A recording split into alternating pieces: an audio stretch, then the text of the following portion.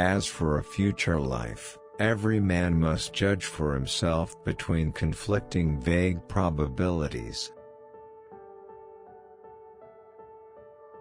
It is mere rubbish thinking, at present, of origin of life. One might as well think of origin of matter. Although much remains obscure, and will long remain obscure, I am convinced that natural selection has been the main but not exclusive means of modification. Mere chance alone would never account for so habitual and large an amount of difference as that between varieties of the same species.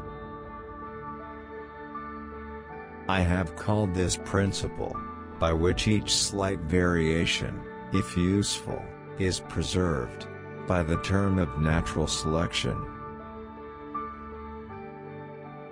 From the first dawn of life, all organic beings are found to resemble each other in descending degrees, so that they can be classed in groups under groups.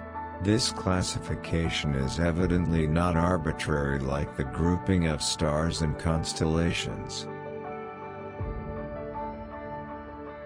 There is grandeur in this view of life, with its several powers, having been originally breathed by the Creator into a few forms or into one.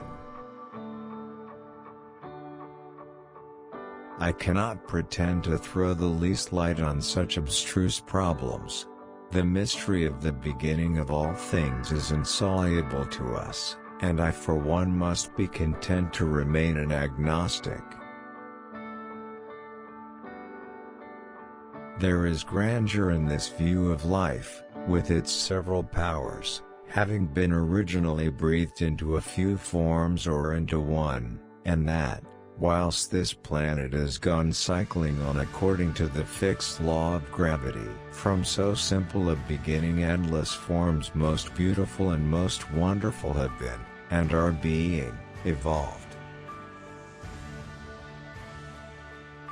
Nothing can be more hopeless than to attempt to explain this similarity of pattern in members of the same class, by utility or by the doctrine of final causes. Man is descended from a hairy-tailed quadruped, probably arboreal in its habits. It is not the strongest of the species that survives, not the most intelligent that survives. It is the one that is the most adaptable to change. We will now discuss in a little more detail the struggle for existence. Great is the power of steady misrepresentation, but the history of science shows that fortunately this power does not long endure. It may be doubted whether any character can be named which is distinctive of a race and is constant. At some future period, not very distant as measured by centuries, the civilized races of man will almost certainly exterminate, and replace the savage races throughout the world. Man tends to increase at a greater rate than his means of subsistence.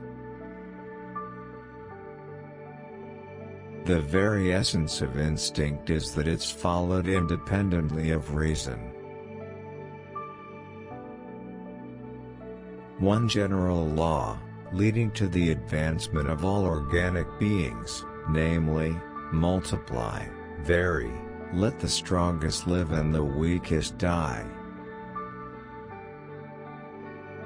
A man who dares to waste 1 hour of time has not discovered the value of life. A republic cannot succeed till it contains a certain body of men imbued with the principles of justice and honor. A scientific man ought to have no wishes, no affections, a mere heart of stone. The highest stage in moral culture at which we can arrive is when we recognize that we ought to control our thoughts. It seems to me absurd to doubt that a man may be an ardent theist and an evolutionist. I have never been an atheist in the sense of denying the existence of a God. Ignorance more frequently begets confidence than does knowledge. It is those who know little, and not those who know much, who so positively assert that this or that problem will never be solved by science.